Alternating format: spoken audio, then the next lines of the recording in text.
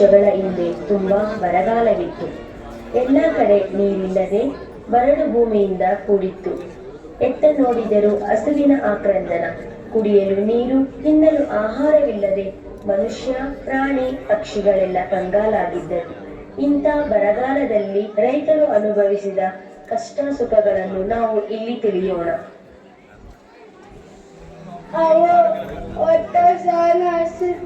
ಊಟ ಕೊಡವು.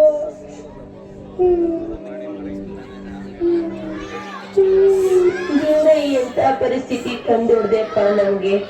ನನ್ ಮಗಂಗ ಒಂದು ಊಟ ಬಡ್ಸಕ್ ಆಗ್ತಿಲ್ವೇ ನಮ್ ಕೈಯಲ್ಲಿ.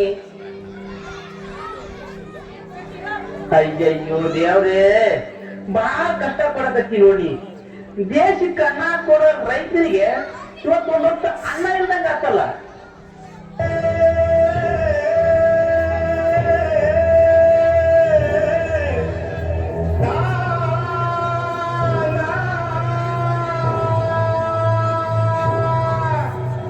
ಮಣ್ಣ ಮಕ್ಕಳು ಮಡಿದು ಮಣ್ಣ ಸೇರುತ್ತಲಿಹರು.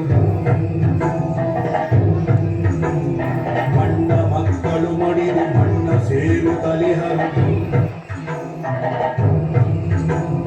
ಅತಿವೃಷ್ಟಿ ಏಕೆ ಅನಾವೃಷ್ಟಿ ಏಕೆ,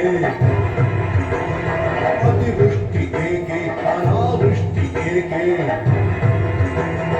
ಅನ್ನ ಬೆಳೆಯುವ ಮಣ್ಣು ಬೂದಿಯಾಗುತ್ತಲಿಹುದು, ಬಿರಿತಾಪವೇಕೆ ಈ ಕೋಪವೇಕೆ.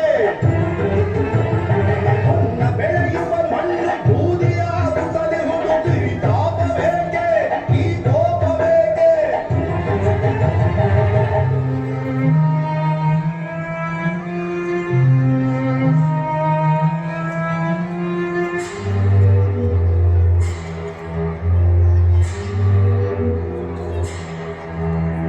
ಬರುಡಾದ ಭೂಮಿ ಬರಲಿದೆ ಬೇರು,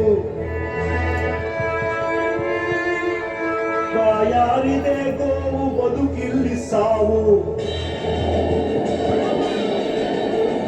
ಬರುಡಾದ ಭೂಮಿ ಬರಲಿದೆ ಬೇರು, ಬಾಯಾರಿದೆ ಗೋವು ಬದುಕಿಲ್ಲಿ ಸಾವು. ಕಪ್ಪಾದ ಮೋಡಗಳ ಬೆದರಿಕೆಯು ಸಾಕು, ವ್ಯರ್ಥದ ಹುಡುಗಿನ ದನಿ ಬೇಕೆ ಬೇಕು. ಅತ್ತಾದರೂ ಒಮ್ಮೆ ಹಂಚು